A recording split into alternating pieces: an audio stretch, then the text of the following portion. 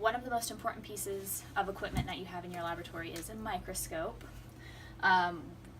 Number one for taking care of it is making sure that it stays covered, it stays out of the elements, it stays protected. Make sure it's in a well ventilated area, and always covered when not in use. It can also be stored in a cabinet. Anytime you want to move it though, you want to make sure, I'm going to go ahead and move this, set it over here for right now. When you move it, you want to make sure you're moving it by your base and not grabbing it by the stage or anything like that, as that can cause it to become uncalibrated. It can break things. You want to be very gentle with this. Another important thing to remember is to not use solvents to clean it. Make sure it's in an area when it is stored that nothing can spill onto it. Certain cleaner solvents can damage seals, it can damage gears, which can affect the life of your microscope.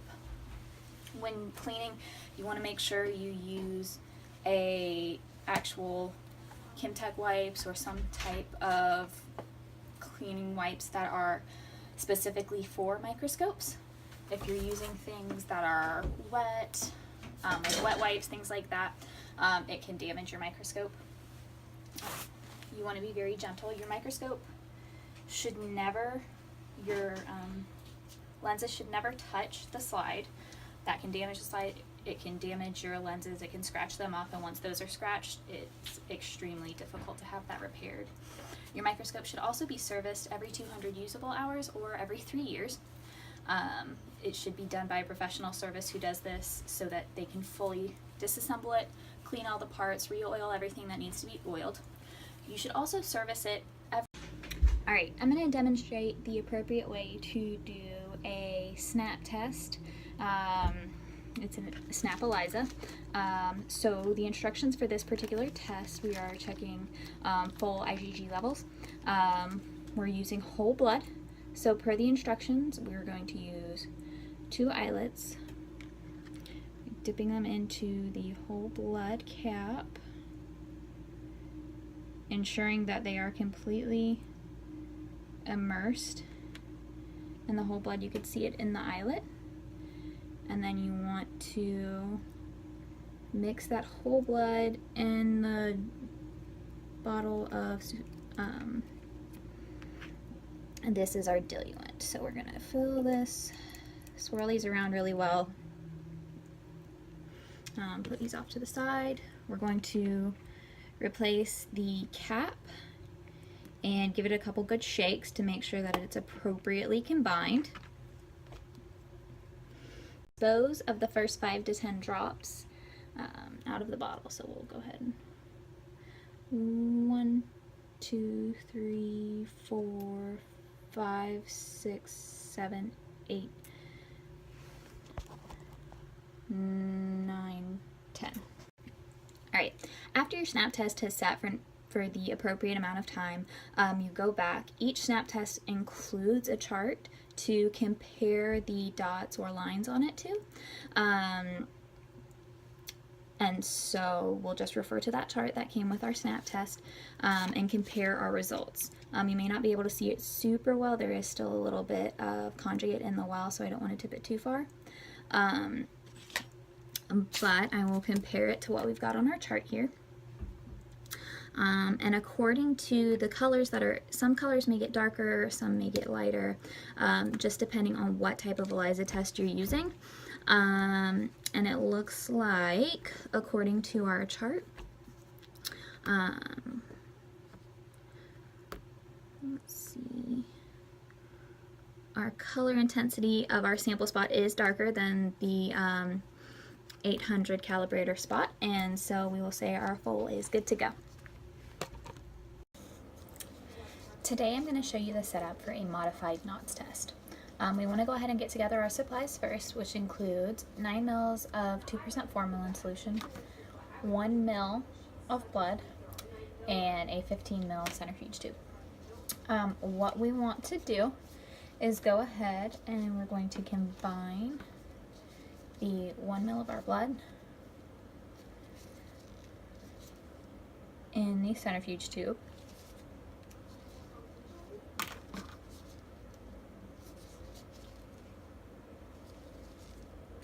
with our 9 mils of the 2% formalin solution.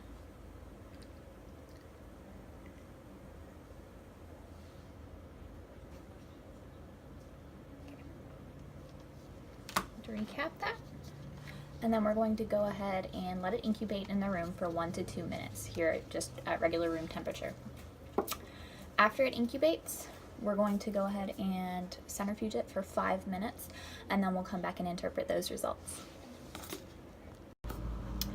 Now that our sample has centrifuged for 5 minutes at 1500 RPMs, we're going to go ahead and pour off our supernatant.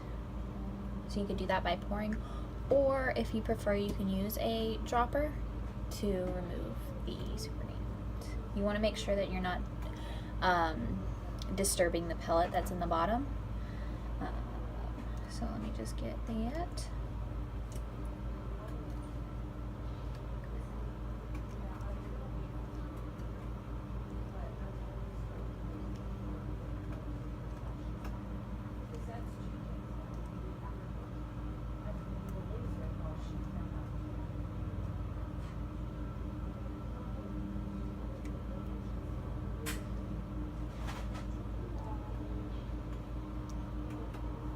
Alright, once we've got that removed, we're going to go ahead and use our dropper to get a drop of methylene blue.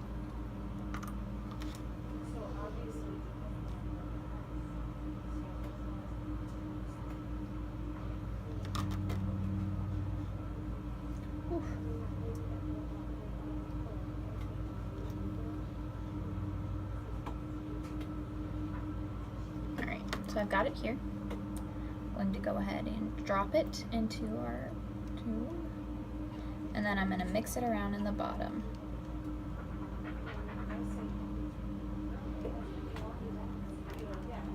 Then I'm going to go ahead and, using this dropper, pull up part of my sample, set that off to the side.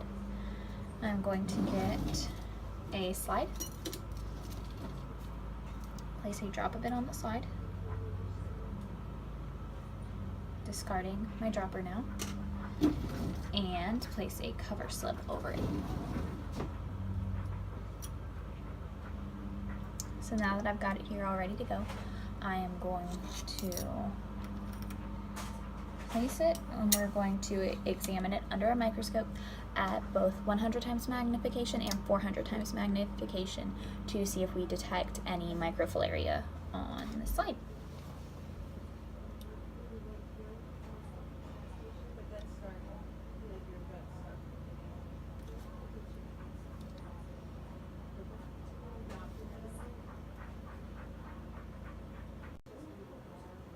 And once again, I see no signs of microfilaria in this slide. Alright, I'm going to go over the steps for setting up a standard fecal flotation. I'm going to be using a commercial fecalizer cup. I've got a sample here that we're going to go ahead and work from, and I'll walk you through the steps as I perform it. So, first things first, we're going to remove the fecal cup, the insert. We'll get a sample from the fecal that was dropped off. We'll fill it per the manufacturer's instructions.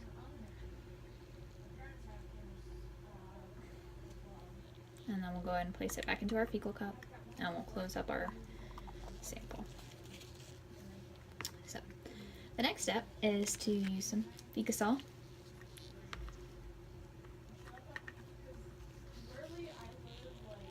Fill our cup about halfway,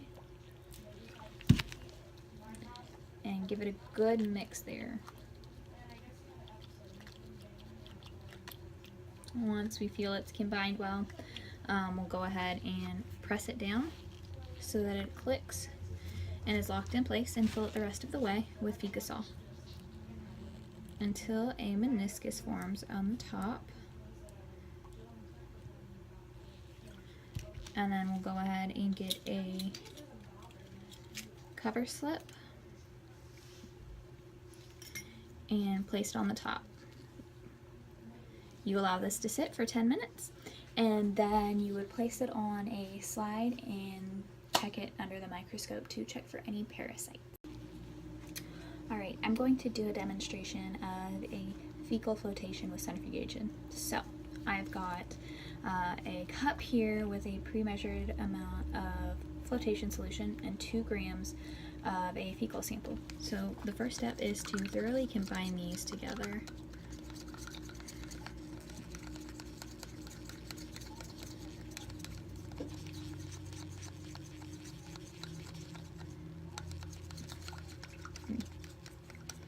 You can see it's very well combined. Alright. Our next step is to strain it through a tea strainer or a gauze sponge into a tube for centrifugation.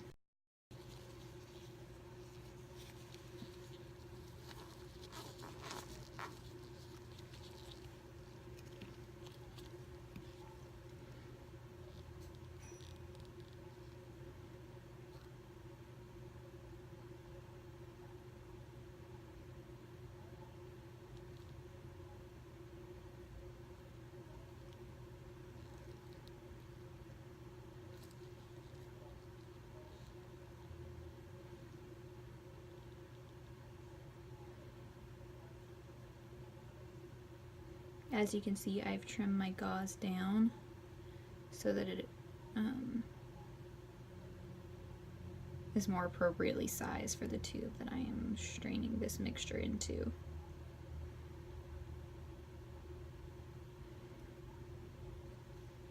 So that was step number 2, straining it into a tube for centrifugation. Alright, now we're going to go ahead and put our cap on.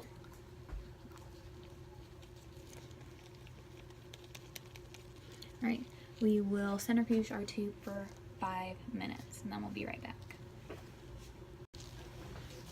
Alright, now that our sample has been centrifuged, we'll go ahead and remove the cap and fill the tube the rest of the way with solution.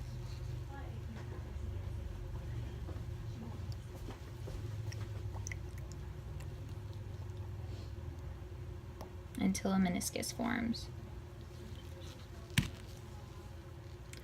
Once your meniscus forms, we'll go ahead and grab a cover slip, place it on top, allow it to sit for 10 to 15 minutes, and then evaluate it under a microscope.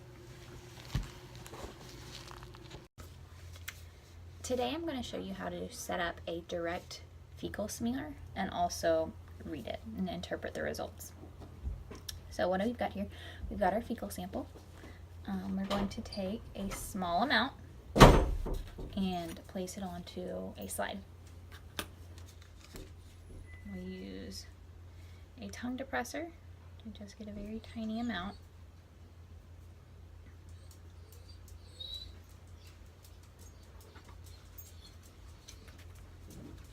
Place it on our slide.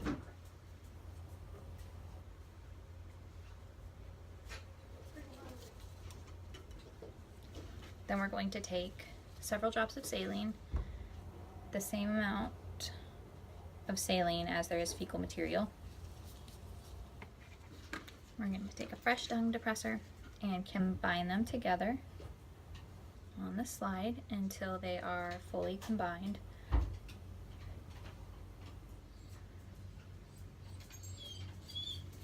Discard that. Then we're going to take a cover slip and smear it. I'll do this over the sink just in case there is any extra spillage.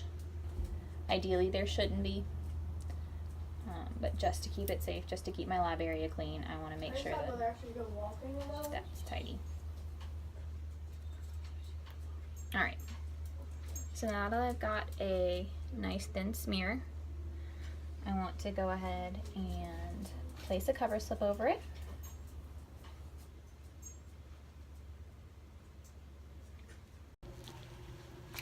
Alright, I'm going to demonstrate the steps for doing a fecal sedimentation. What we've got here is 2 grams of feces, and we're going to go ahead and mix it in a small cup of water here. You do this with tap water.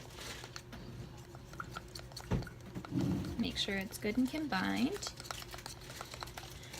And then just like we did for our fecal with centrifugation, I've got a gauze sponge that's been cut down to about the size of the opening of our centrifuge tube.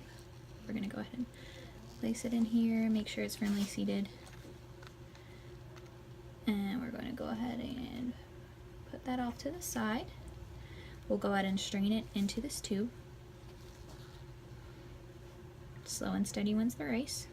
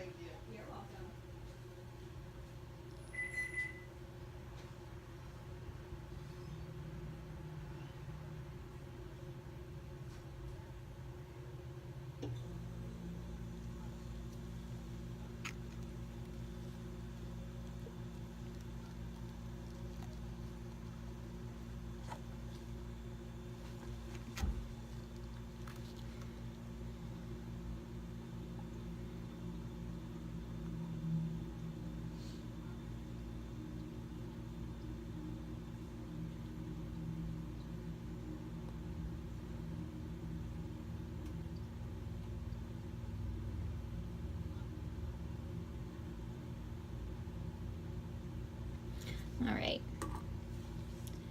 now that that's complete, I'm gonna go ahead and squeeze any excess water out of here, discard that. All right, we will cap this up. You can either centrifuge this mixture for 5 minutes, or you can allow it to sit undisturbed for 30 minutes. I'm gonna go ahead and centrifuge it for 5 minutes.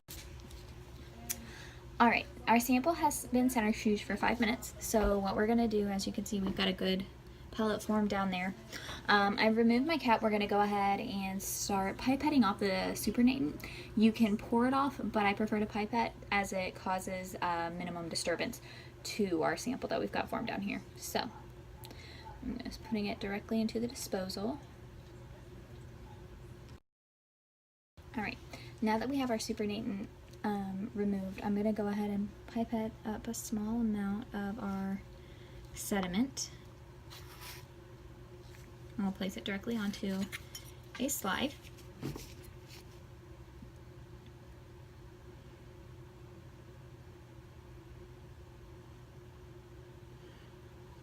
All right. You can place Rugel's iodine on here. That is optional though.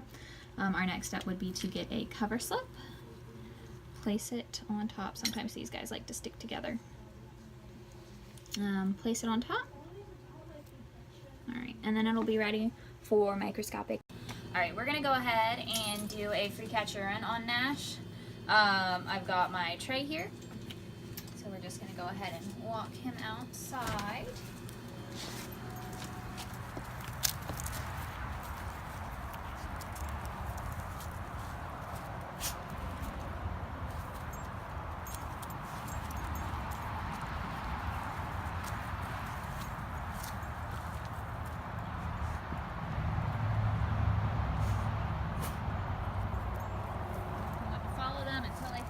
Spot. You want to make sure you keep a short leash so you're near enough to properly place your tray whenever they find a spot.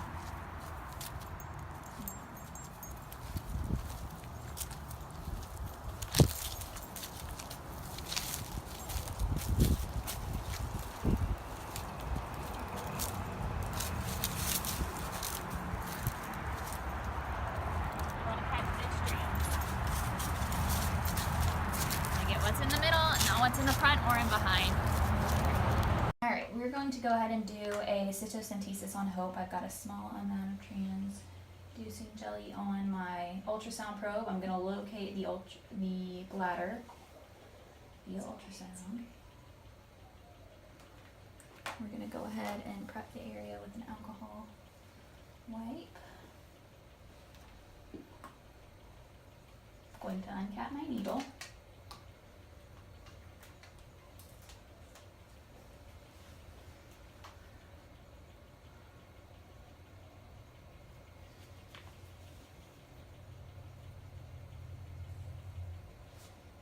And we are retrieving our urine sample. I'll go ahead and release on my negative pressure and withdraw the needle. As you can see, we have retrieved urine. Okay, all right, we're gonna go ahead and prep Diesel here to be to have a urinary catheter inserted. So first I'm going to extrude the penis.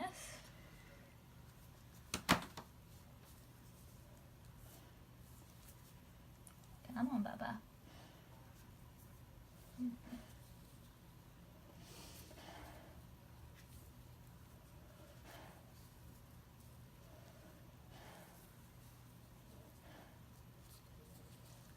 There we go. Alright, and then we're going to go ahead and prep that area.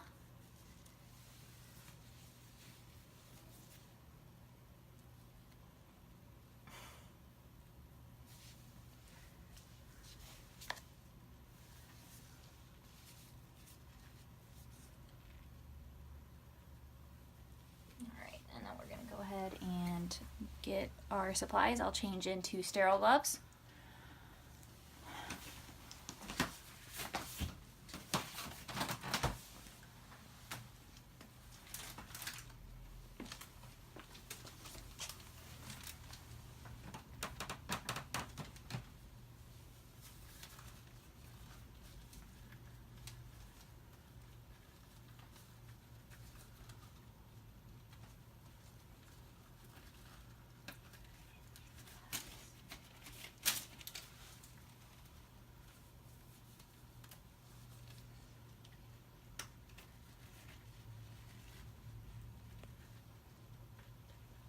Alright, so I've got my gloves. Now I'm going to go back up and get my catheter. I'm going to estimate the length that we're going to have to insert it.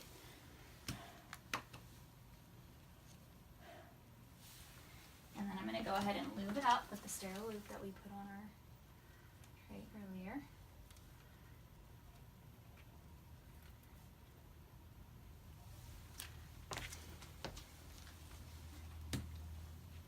Go ahead and insert it.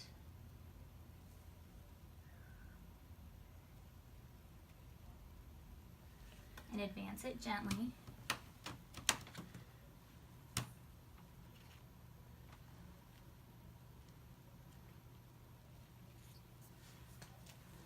You shouldn't feel any resistance.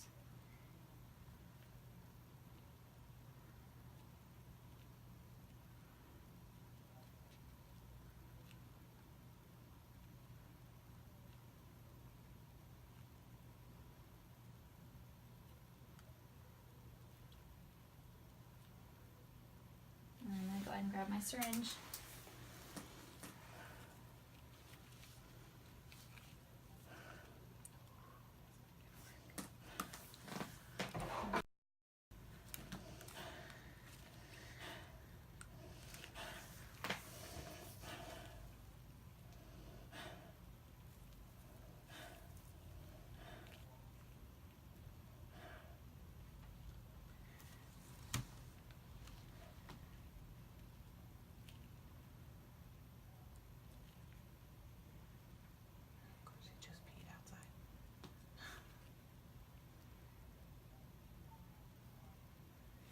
There we go. All right. So You're in. I want to go ahead and I want to waste that first amount of urine that we get. And then I'm going to grab my fresh syringe.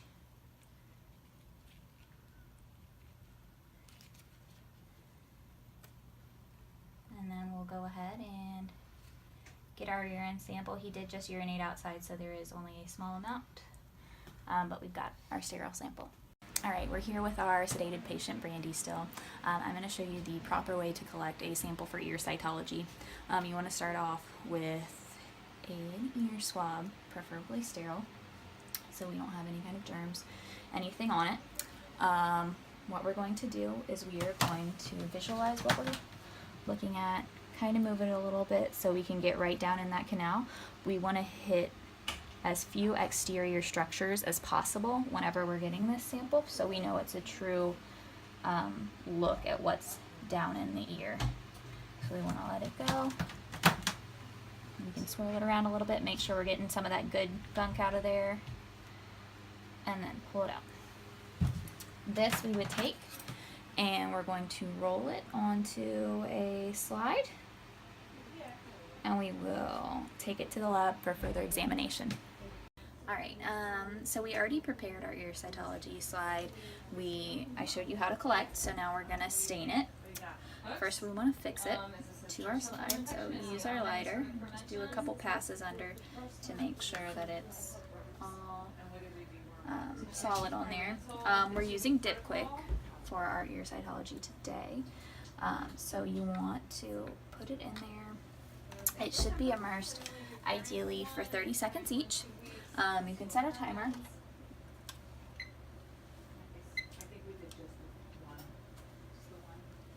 So that we make sure that it's getting proper contact time.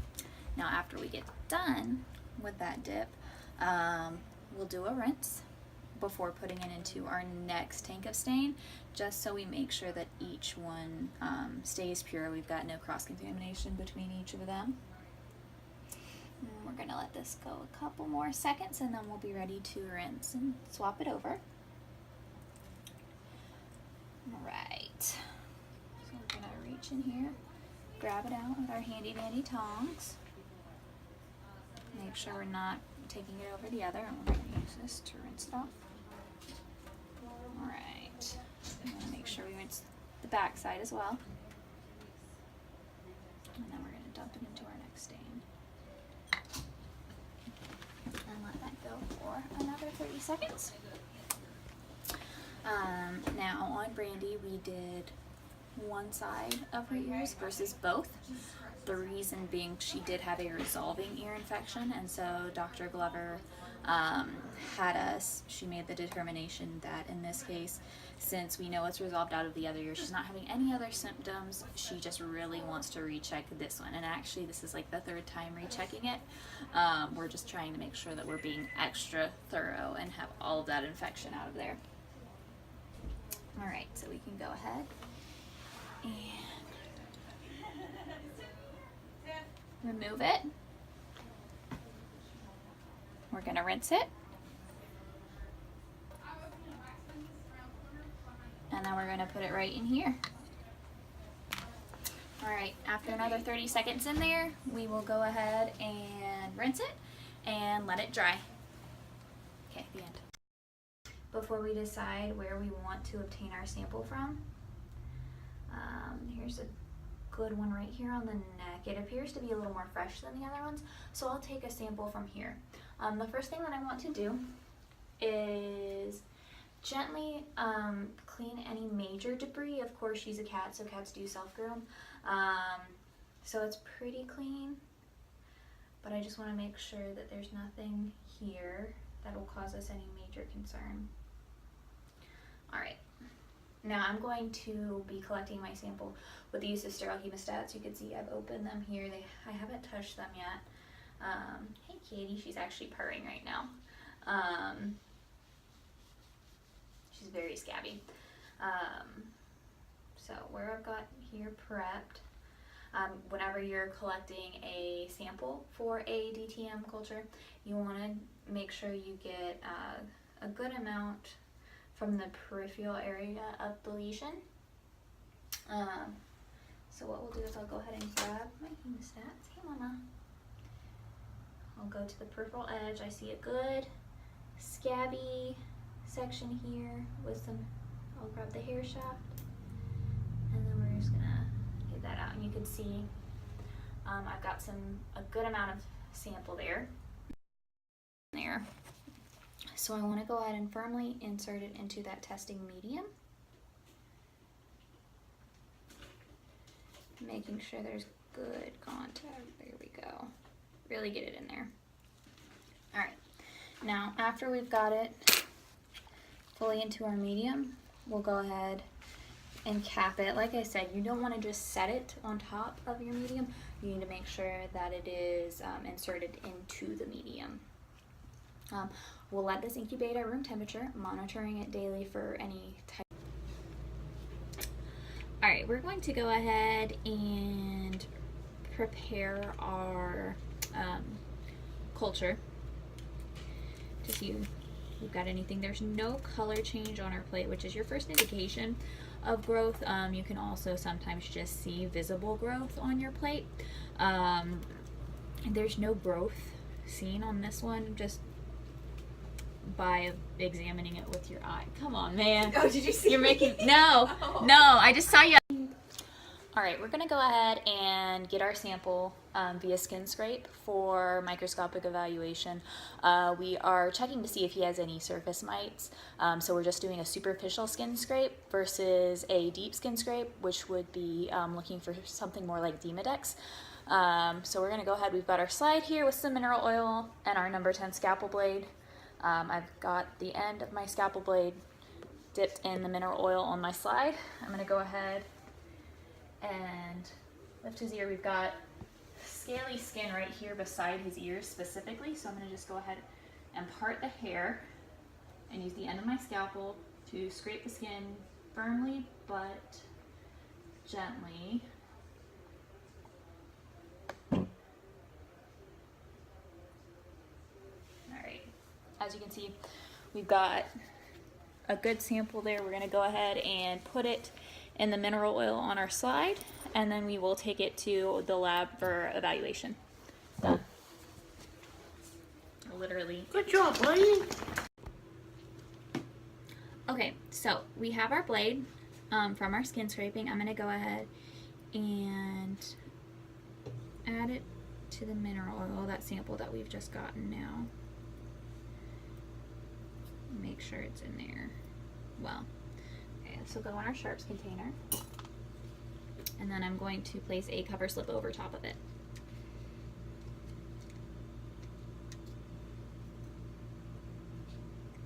Alright, so we're going to take a look at it under 4 times magnification.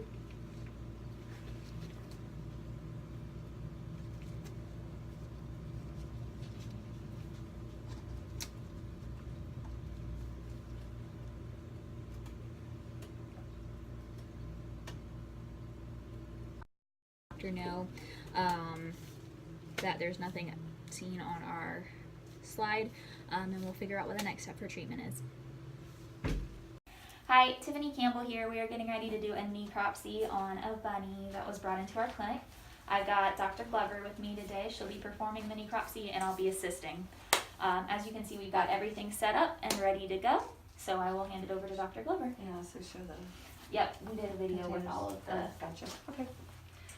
Yes, we've got a little eastern cottontail that was lost a fight with a weed eater. Thank you. Yeah, with that. And so externally on our body here, we've got some head lacerations. Unfortunately, we've got the side that's a good eye, and then we've also got an eye where she actually had lost her eye, so I hope that for her. We've got some facial lacerations. I don't really see anything big on her dewlap, but everything was good there. She's got a laceration on her right ear. Left ear actually looks good. Another laceration, and unfortunately this was, I think, a bad issue as well. She has a laceration on her left front foot, and actually has caused a complete fracture of her radius and ulna. She also has, I see here, I don't know if you can, I'm sure you can see that, Tiffany, that there's a laceration over the skin over her left knee. Rabbit skin is very thin, and so it does tear easily, and that's these kind of traumas, it's very hard for her to recover from. And she also, I did see that she's got a little laceration above her eye there as well. A little laceration by her mouth, so she really fought a weed eater and lost big time. Don't see anything abnormal in her mouth at this point. So we are now ready. Rectally, actually that looks normal, little evidence of urine. Looks good. Oh, she does have some bruising as well. Something you do want to look for. This is a bruising. And that bruising may make some of our identification internally a little bit more difficult, just mainly because of her size. Would you please hand me the scalpel? Thank you. Okay. Just going to part the fur and make a little single midline incision from the top of her chest down, all the way down to her pelvis. And it's kind of slow and steady. We'll run the race. Need to cut that again.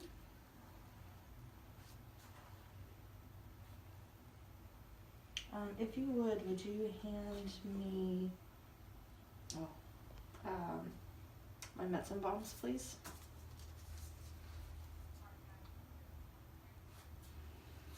Thank you. I'm going to hand that back to you. Thank you. I'm use some medicine bombs to kind of cut through sternum right here. And then go back to the abdominal layer, the abdominal muscles.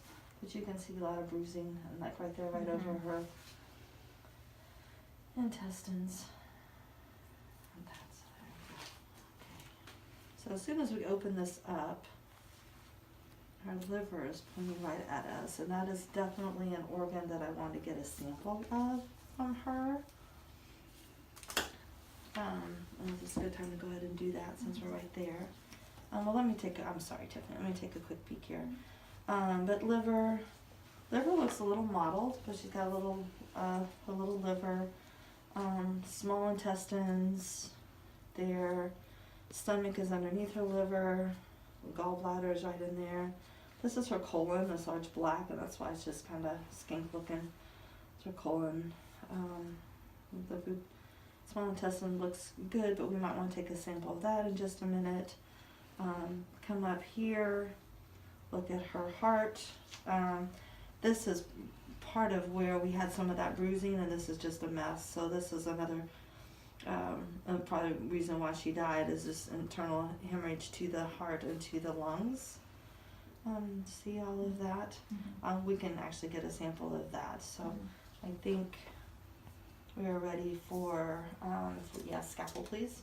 And we'll obtain a sample of her liver. There you go, and we'll drop that in there. Thank you, and we'll label that appropriately in a minute. We will get, look for some parasites and get some sampling of her small intestine. There. Intestinal parasites are also very common in rabbits. Liver disease, particular tularemia, is common in rabbits, but I don't see evidence of that in her. With that, and I will hand that back to you. And then I typically like to, particularly for if this was a patient, I do like to take and close up my necropsy and just apply some sutures, and think that eventually would be good practice for you. So then she's nice and closed, and her necropsy is complete. Thank you.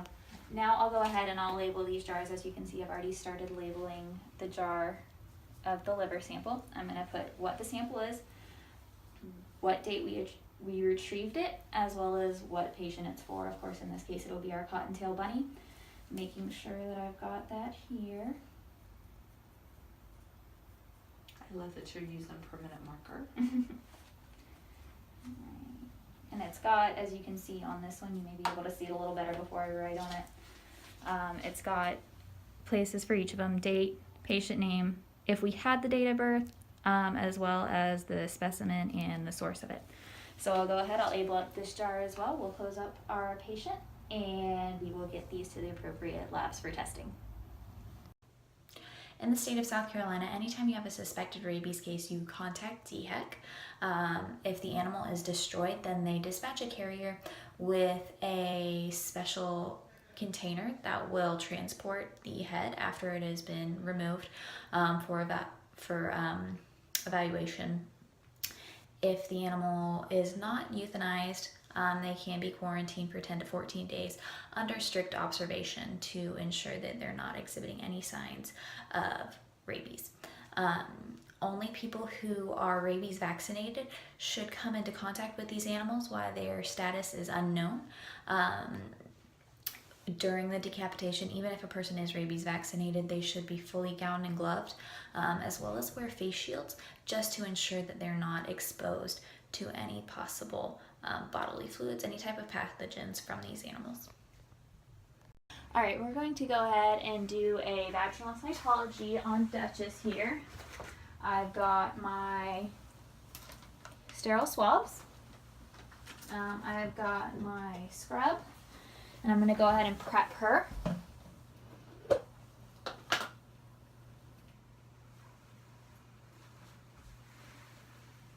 Mama. I'm gonna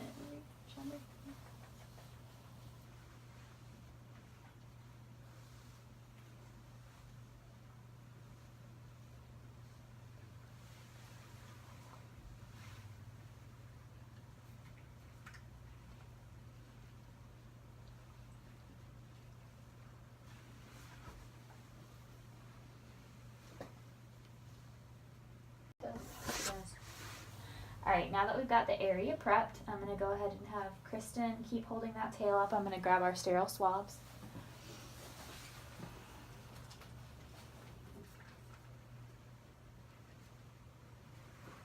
And then I've got some saline here.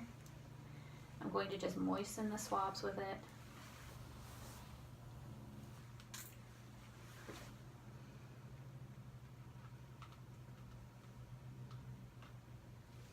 Alright. Now when you insert your swab, you have to insert it at a fairly steep angle.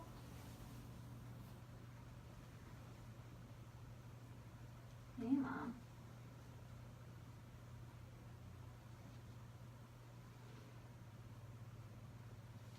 And then once it's inserted, you adjust it to a 45-degree angle and insert it more fully. I know, you don't love it. Once it's inserted, you rotate. You're okay. It's okay.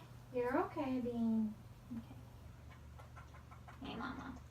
Once it's inserted, you rotate it 2 to 3 times completely so that it is fully coated in cells. You're okay. Alright, and then we're going to slowly withdraw it. Alright. Alright, now we're prepared to put together our slide from our vaginal swab. The way I'm going to do that, I've got my slide here, I've got the swab. I'm going to gently roll it on this slide. I'm not going to drag it, and I want nice thin layers here. So I'm just rolling it along. Once I've got that part completed, I'll set the swab to the side, and I will go ahead and place it in my methanol fixative. I'm going to dip it in and out 5 to 10 times. So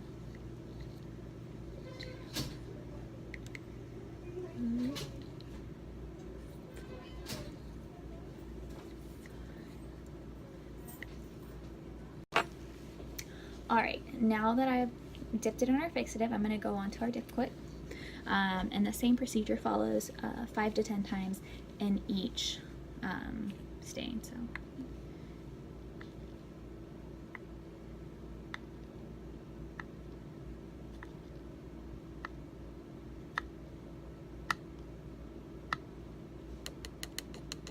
alright, and then we're going to dip it into our violet.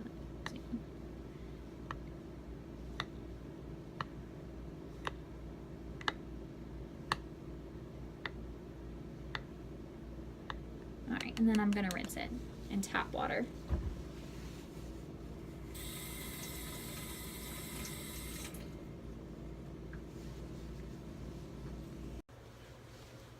Alright, we're going to go ahead and microscopically evaluate our now stained vaginal cytology slide. I'm going to place a cover slip over it, and then we will start looking.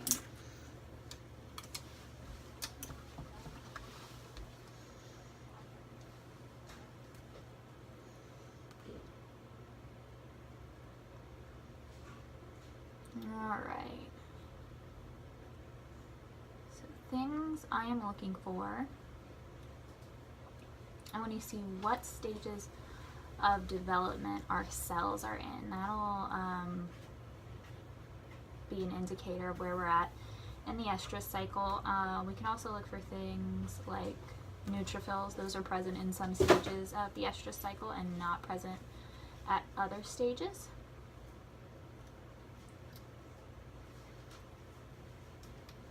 So what I'm seeing here is a majority of non-cornified squamous epithelial cells.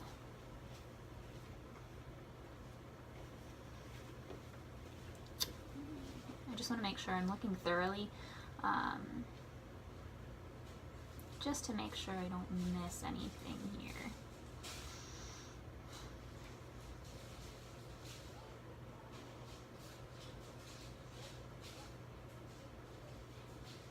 Alright.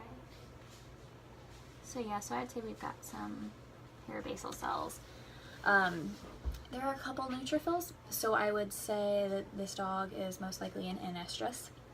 That is the first stage of 4 of the estrus cycle. The second is proestrus. When you're examining a slide, you'll see an increased number of erythrocytes. Also parabasal cells. That goes on for 4 to 13 days, and then you've got your estrus cycle. Your estrus cycle, all your squamous epithelial cells will have cornified, and that is your main indicator of where you're at in that you're in estrus, and that lasts for 4 to 13 days.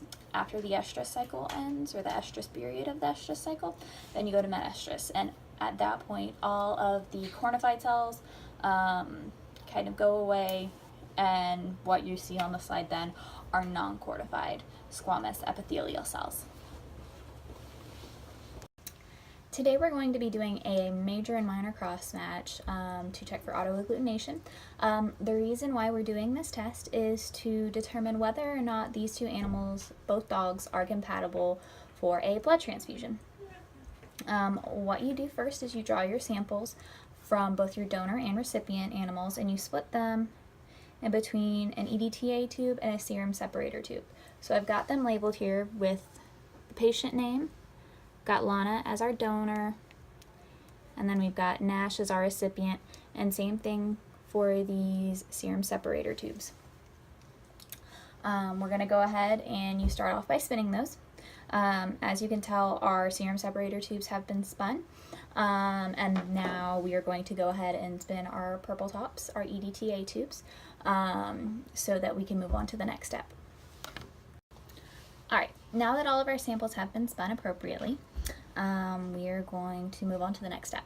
So first what we want to do is remove the serum from our separator tubes and place it in a plain red top tube.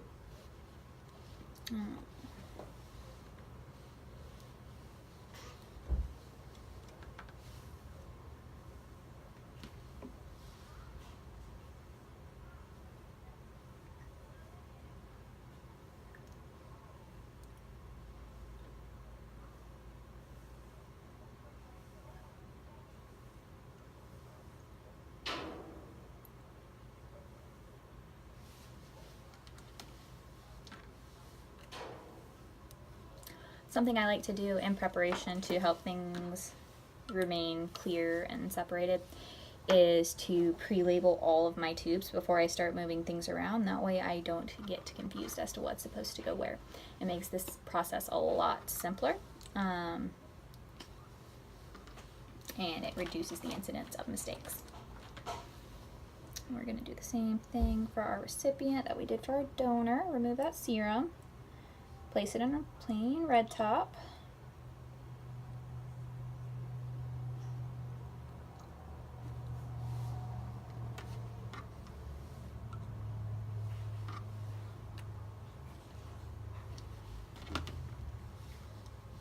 And set those aside. Now, the next thing we want to do, we've got our purple tops, our EDTA tubes that have been centrifuged down. You can't see it super well due to the lighting, the separation that has occurred. So what we want to do now is we're going to remove the plasma off the top of the sample.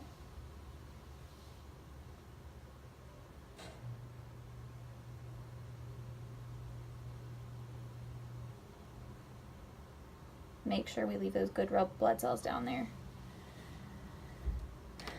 Alright, now we are going to transfer this into a 12 by 75 millimeter disposable glass test tube. The procedure for this is to take 2 drops of the remaining erythrocytes, red blood cells,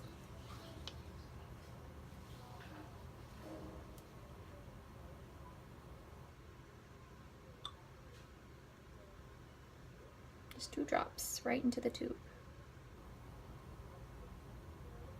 1, 2. All right, I'm going to seal up our EDTA tube. Go ahead and put that to the side.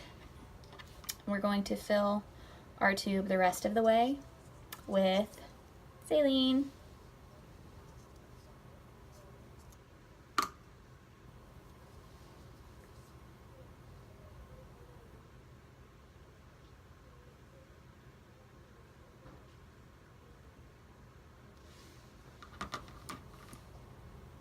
All right. We want to gently invert the tube a few times to make sure that it combines well. And then we are going to repeat those same steps for our recipient.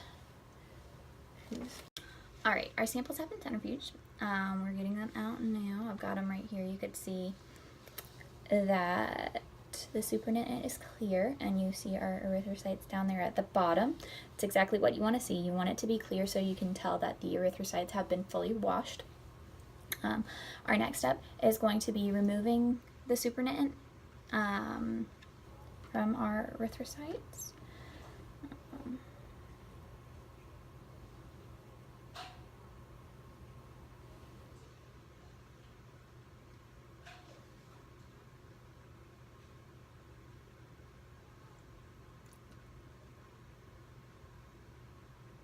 And I've got a waste tube that I'm entering this into. I'm going to get it all out of there, leaving just our erythrocytes in the bottom.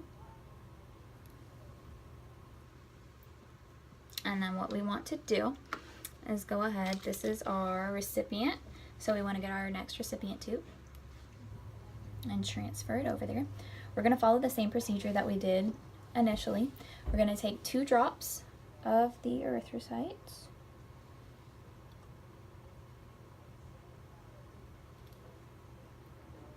And place it into this tube. And then we're going to recap the first one, set it to the side, and fill it the rest of the way with saline.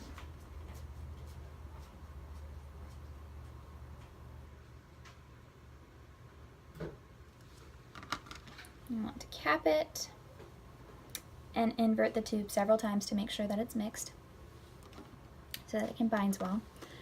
We want to do the same procedure with our donor solution. I'm going to remove the supernatant. Remove all this excess saline.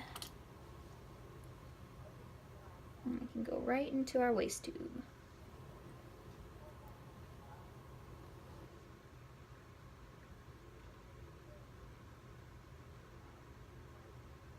Leaving the erythrocytes in the bottom undisturbed.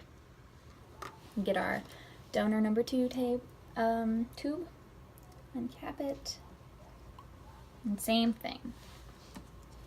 2 drops of that erythrocyte suspension or solution.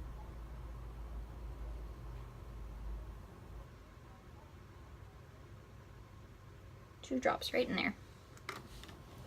Recap the old tube, fill with saline the rest of the way, recap, and then invert several times to make sure that it's fully combined. You're going to repeat this step 2 more times. It's just the same steps over and over again. You want to wash your cells 3 times, and then we'll move on to the final steps. Alright, we have gone through 3 washes of our erythrocytes, and we're going to move on to the next step. What we want to do is we want to go ahead, we've got our tubes, you see the supernatant, and then you see the erythrocyte down there in the bottom. what we're going to do is remove the supernatant like we have done previously in between our washes, leaving only the erythrocytes at the bottom. So here I have our erythrocyte, and then I have a new tube, once again labeled with both our patient name and the fact that this is our donor. I'm going to remove whatever little bit of supernatant is left on here.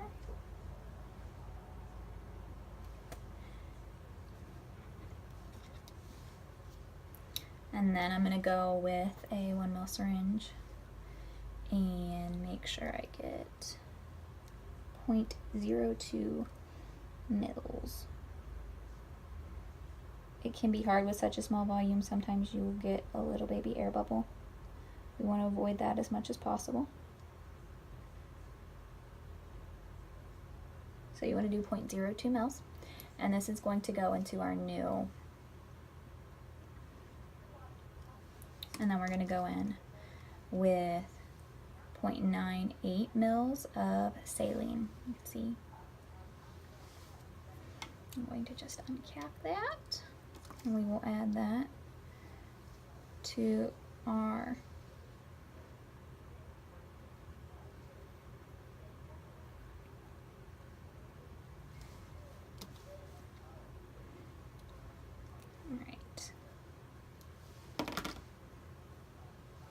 Alright, there we go. And that's our erythrocyte suspension for our donor. We're going to repeat the process now for our recipient. Right, I've got his new test tube, the cells that are freshly spun from their final wash, and then I'm going to go ahead and remove the supernatant.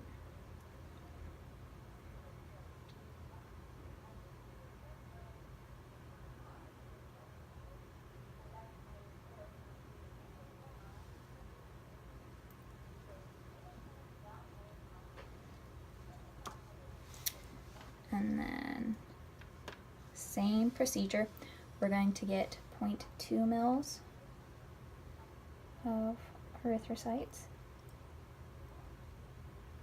It can be hard, so you may need, I'm going to go ahead and get a needle on here. As you saw previously, the needle didn't work for the other one. My other sample, however, sometimes it is needed to really get it when you have a small amount left, which can happen after repeated washings.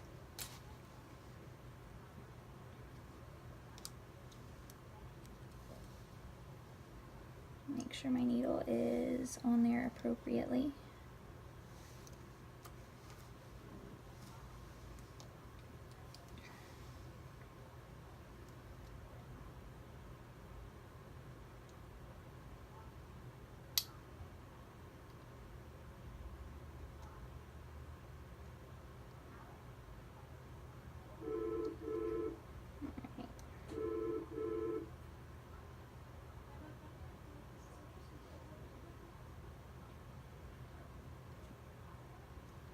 Here we go.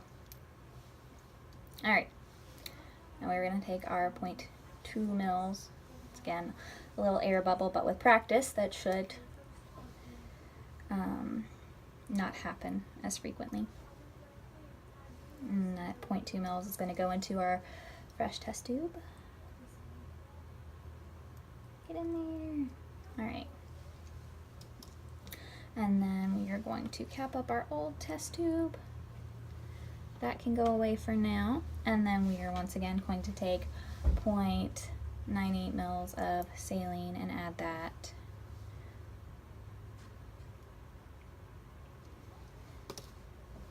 to this new test tube. Alright, now we're going to go ahead, now that we've got our erythrocyte suspensions, we're going to go ahead and start working on our actual testing steps now. Alright, now we're going to take our samples that we've prepared and make our major minor cross matches as well as our 2 controls, and then we're going to go ahead and start the testing process. So, first we're going to start by making the controls.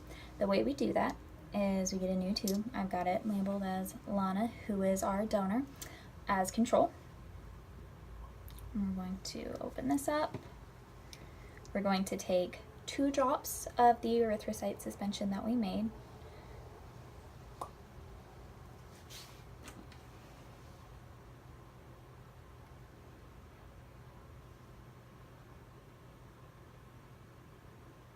One, 2.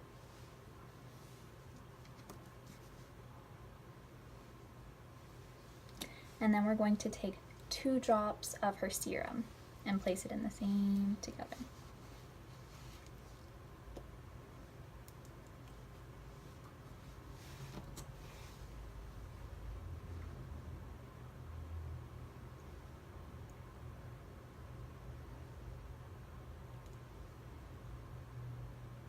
One, 2.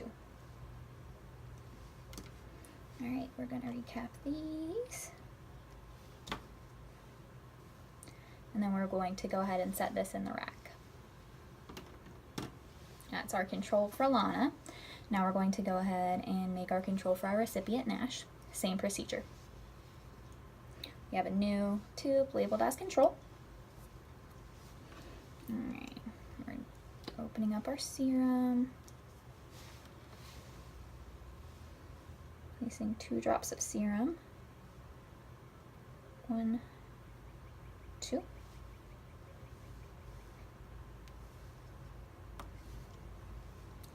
And then we're going to recap this.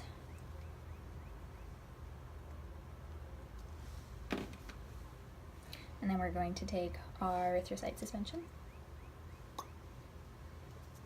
and then apply 2 drops into our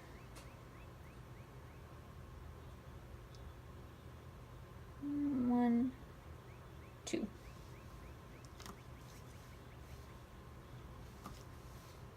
All right, and that is our control for our recipient, Nash. And that's going to go in the rack as well.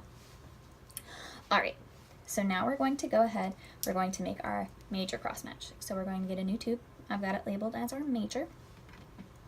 And the way we go about that is taking our recipient serum, so Nash's serum, and we're going to put 2 drops into this new tube.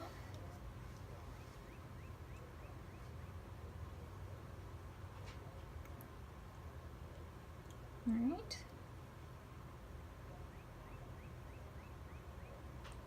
1,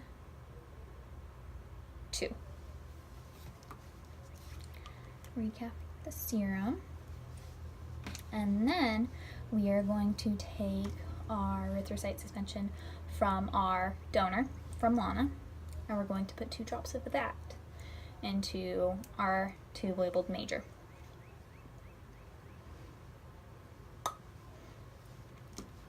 And I'm going to grab a new dropper.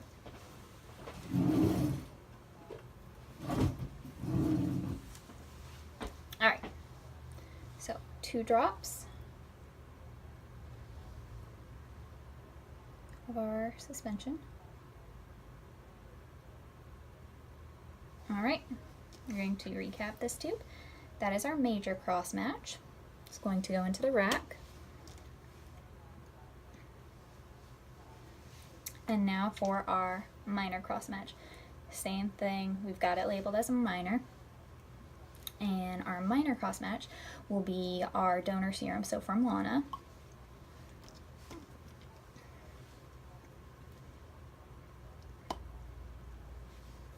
And our new dropper, 2 drops of her serum. 1, 2.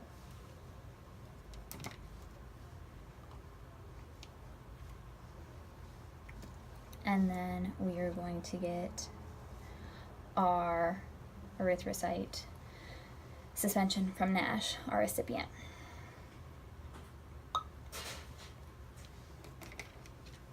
And we are going to take 2 drops from that.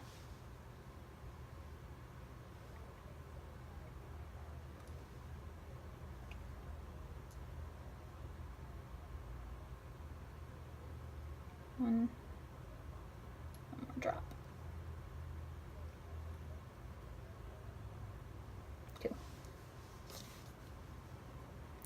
to recap our samples.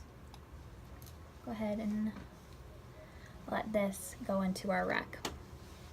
And now that we've got those all set up, we're going to rock them, make sure that everything is combined well, and then we're going to let it incubate in the rack at room temperature for half an hour. Alright, now that our tubes have incubated for half an hour, we are going to go ahead and place all 4, our major, minor, cross match, and both of our controls, into the centrifuge for a minute at 3,400 RPMs.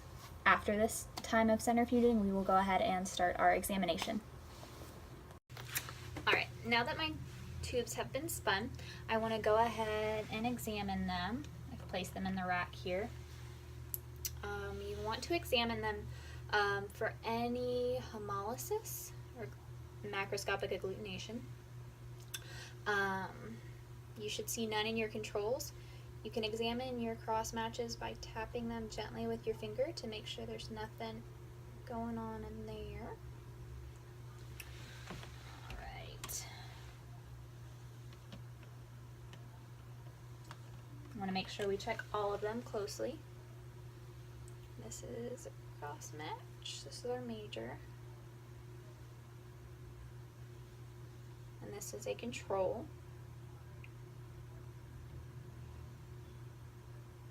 Alright, everything looks good. So the next thing that we want to do is go ahead and examine them microscopically. So the way we will go about that is opening them up. This is our major cross match.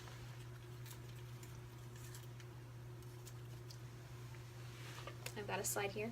I'm going to put a small amount from our major cross match onto our slide.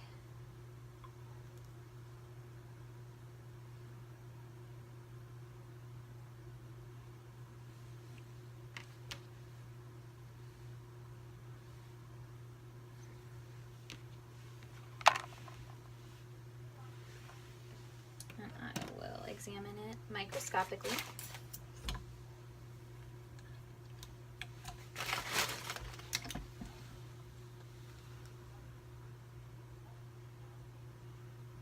Now what we're checking here for, as previously stated, is any type of agglutination,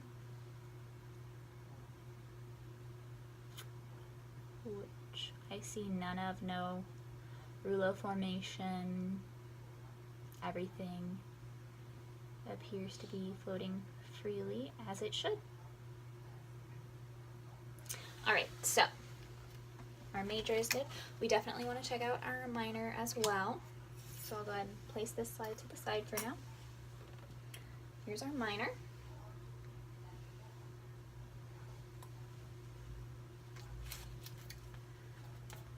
Place a small amount, once again, onto a slide.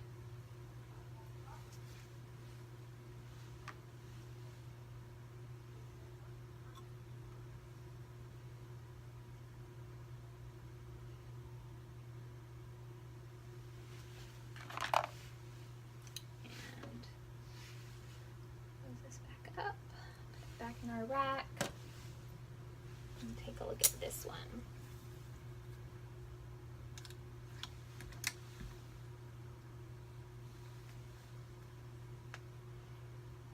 And our minor cross match is looking just as good as our major. There are no signs of rouleau formation or autoagglutination. Alright, so since both of our samples showed no signs of macroscopic agglutination or microscopic agglutination, we would from that determine that these two animals are a good candidate for being our donor recipient animal, so they can have blood that is transfused from each other.